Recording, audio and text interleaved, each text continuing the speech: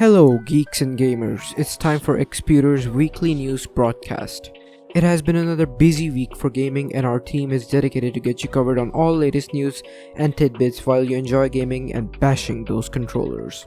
There is bound to be unrest in the air with lots of rumors and announcements concerning many upcoming games, for instance Final Fantasy XVI and the Starfield Chronicle. Die-hard fans are losing their sleep waiting for a release date for these games, but our team would strive to provide all the latest news for their upcoming releases.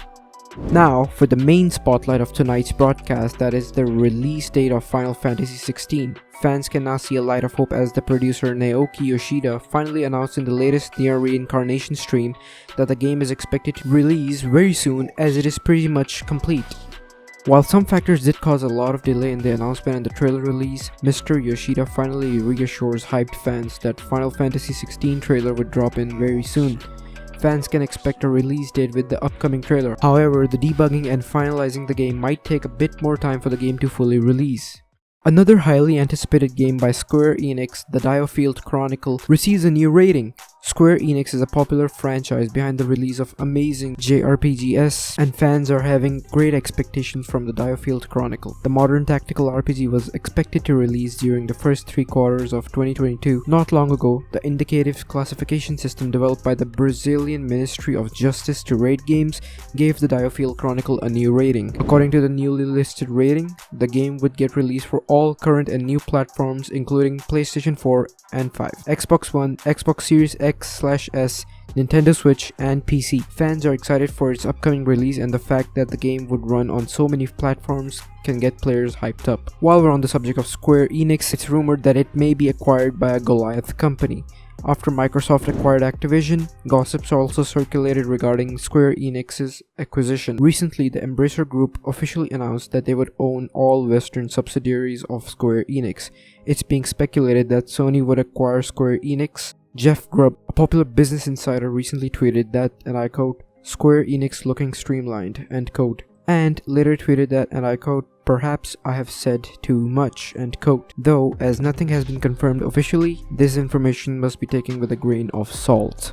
Moving on, one of the absolute bangers this year, Elden Ring has sold over 13 million copies by April. The game got immense popularity as soon as its release and was praised by fans and critics alike. Elden Ring broke many records, reaching new heights in the gaming world. According to Bandai Namco, Elden Ring had sold about 13.4 million copies all over the world. The game might have sold a lot more copies by the middle of May. These sale numbers are impressive, and a lot of players speculate that the game might reach 20 million copies by the end of the year. Now, despite the immense popularity that Elden Ring got during its release, the game has now lost 90% of concurrent players on Steam. Every game must face the death of its popularity, and it seems that Elden Ring is showing signs of lesser interest by the players months after its release. The concurrent number of players have been reduced to 91,345, which is significantly low compared to 952,523 concurrent players when the game was first launched. However, these stats do not mean that the game has truly suffered its end. The current number of concurrent players is still high compared to most games. Elden Ring features excellent combat and an amazing open world and continues to mesmerize players. In another news, Titanfall III was reportedly spotted by fans at a retail store in Germany. The chance for a brand new Titanfall game seemed slim, and the franchise's future seemed bleak. Passionate fans were starving to get any information on the release of Titanfall 3. It does seem possible that the long-awaited game may get a new entry, as it was spotted for pre-order at a GameStop retail store. One of the employees claimed that the game might release in fall later this year. It is possible that the copies in the retail store were a scam. There is no concrete evidence yet regarding the development of the game. However, fans have their fingers crossed. Next up, one of the 80s most classical games, Montezuma, is getting a new port for the NES platforms. Montezuma was one of the most popular 2D platform games on the Atari console that gamers back then were crazy about. The game would get a physical release on the NES cartridge that would bring nostalgia back to fans while revamping the game using modern technology. Robert Yeager, the game's designer, has started a donation campaign for this project, and you can participate in it by submitting a small amount of cash for the possible release of this fantastic retro classic. Now buckle up and save your cash, as rumors suggest that the next generation PlayStation and Xbox consoles might be in development. A recent job listing suggested on the AMD website gave fuel to this rumor. They wrote, and I quote, "We are currently looking for a system on-chip verification engineer who will be a part of a team working on the next generation of a complex SoC design," end quote. Most Xbox and PlayStation consoles utilize custom SoC chips developed by AMD. While the development of a new console is not confirmed, this job listing does support the speculation that a new potential console might be in development. On the subject of consoles, Nintendo Switch experienced a huge decline of 20% in its sale from last year. Nintendo Switch was one of the greatest consoles in 2017, and it performed fantastically, exceeding the expectations of many fans. The console was popular back then and sold like hotcakes. However, it seems the console faced significant decline in its sales, and further decline is expected over time. The sales decreased from 28.83 million to 23 million during March 2021 to March 2022 over the span of 1 year, which is a significant 20% decline. A prediction of about 21 million sales is made for the next fiscal year, which shows that the Nintendo Switch sales might suffer a further decrement. Now, as players continue to mourn the horrible mess Duke Nukem Forever proved to be during its release, a new build that was never released with the game was leaked in a 4chan video. Duke Nukem Forever was received harshly by both critics and players. The game managed to disappoint thousands of fans with its release.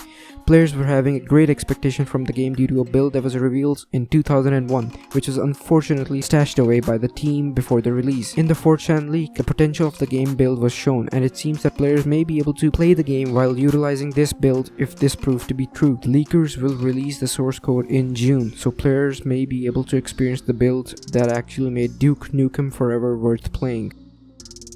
Moving on, one of the most popular franchises on this planet, The Legend of Zelda, got one of its titles, the Ocarina of Time, inducted in Video Game Hall of Fame. This is exciting for players as it is one of the most critically acclaimed classical games and sold about 7 million copies worldwide. This inspiring RPG that influenced the genre deserves every praise it gets, and it rightly gets its place by getting inducted in the World Video Game Hall of Fame by the Strong National Museum of Play in Rochester, New York, United States. Next up, a popular open world game, Sleeping Dogs Definitive Edition, gets a new rating, hyping up the excitement of the franchise's fans. The game was well received by critics and players. Moreover, it was a strong contender to the Grand Theft Auto franchise. It's a shame that the series was neglected for a long time, but now we can see a little activity in the community buzz. The Australian Classification Board recently gave it a new rating of 18+, while the official PlayStation Store page keeps the original 15+ rating. The IARC, the International Age Rating Coalition, having experience in rating games, was responsible for the game to get a new rating. The 18+ rating suggests high violence in the game, and so many fans are theorizing a remaster. However, the idea seems a bit far-fetched at this point, as nothing has been made official. Moving on, the Need for Speed franchise is one of the most popular racing game company across the globe. Releasing more than 20 games over the decade, the franchise seems interested in releasing a brand new game for the mobile devices. Rumors for the new mobile Need for Speed game were circulating back in 2021 after information was unveiled from official statements and hiring of new employees. The idea, however, was stashed away due to the chaos caused by the pandemic. However, recently a new gameplay footage of the new mobile game Need for Speed 2022 was reportedly leaked on a recent post on r/Need for Speed. According to the leaked information, the game would have 3 cars, namely the McLaren F1, the Lamborghini Aventador SVJ, and the Lamborghini Gallardo. Furthermore, job listings also revealed the game would be developed using Unreal Engine. Currently, no new information regarding the release of game has been officially announced.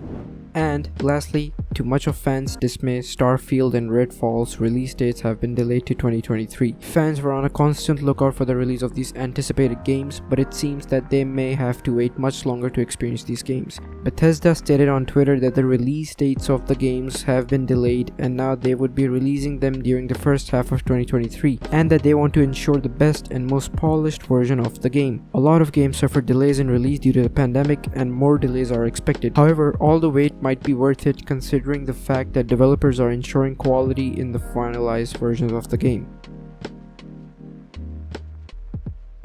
That's all for today's weekly news broadcast, and sadly now we must part ways, but this farewell is only temporary as we shall see you next week. Same day, same time. Till then, happy gaming.